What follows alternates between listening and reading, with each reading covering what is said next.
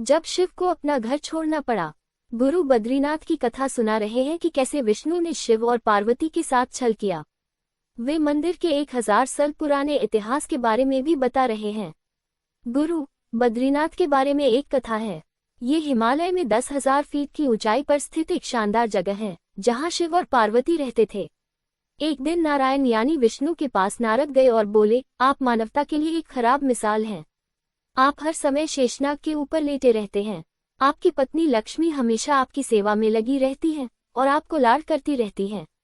इस ग्रह के अन्य प्राणियों के लिए आप अच्छी मिसाल नहीं बन पा रहे हैं। आपको सृष्टि के सभी जीवों के लिए कुछ अर्थपूर्ण कार्य करना चाहिए।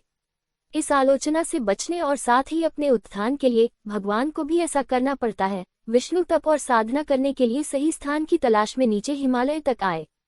वहां उन्हें मिला बद्रीनाथ, एक अच्छा सा छोटा सा घर, जहां सब कुछ वैसा ही था जैसा उन्होंने सोचा था। साधना के लिए सबसे आदर्श जगह लगी उन्हें ये। फिर उन्हें एक घर दिखा। वो उस घर के अंदर गए। घुसते ही उन्हें पता चल गया कि यह तो शिव का निवास है और वह तो बड़े खतरनाक व्यक्ति हैं। अगर उन्हें गुस्सा आ गया तो वह आपका ही नहीं, खुद का भी गला काट सकते हैं। ये आदमी खतरनाक है। ऐसे में नारायण ने खुद को एक छोटे से बच्चे के रूप में बदल लिया और घर के सामने बैठ गए। उस वक्त शिव और पार्वती बाहर कहीं टहलने गए थे। जब वे घर वापस लौटे तो उन्होंने देखा कि एक छोटा सा बच्चा जोर जोर से रो रहा है। बच्चे को जोर जोर से रोते देख पार्वती के भीतर मातृत्व जाग उठा और वे जाकर उस बच्चे को उठाना चाहती थी। शिव ने पार्वती को रोकते हुए कहा, इस बच्चे को मत छूना। पार्वती ने कहा, कितने क्रूर हैं आप, कैसी नासमझी की बात कर रहे हैं। शिव बोले, ये कोई अच्छा बच्चा नहीं है। ये खुद ही हमारे दरवाजे के बाहर कैसे आ गया। आसपास कोई भी नहीं है। बर्फ में माता पिता के पैरों के निशान भी नहीं है। ये बच्चा है ही नहीं।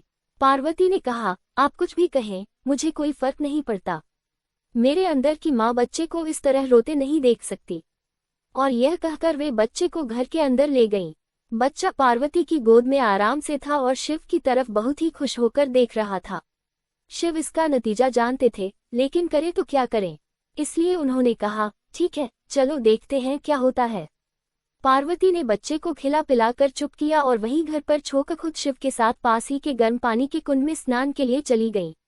लौटकर आए तो देखा कि घर अंदर से बंद था। पार्वती हैरान थी, आखिर दरवाजा किसने बंद किया। शिव बोले, मैंने कहा था ना, इस बच्चे को मत उठाना। तुम बच्चे को घर के अंदर लाई और अब उसने अंदर से दरवाजा बंद कर लिया है। पार्वती ने कहा, अब हम क्या करें। शिव के पास 2 विकल्प थे। एक, जो भी उनके सामने है उसे जलाकर भस्म कर दें, और दूसरा, वे वहां से चले जाएं और कोई और रास्ता ढूंढ लें।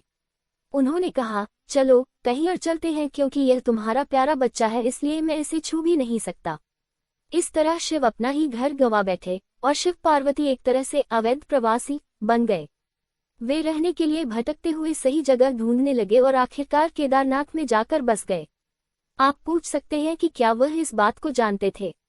आप कई बातों को जानते हैं, लेकिन फिर भी आप उन बातों को होने देते हैं।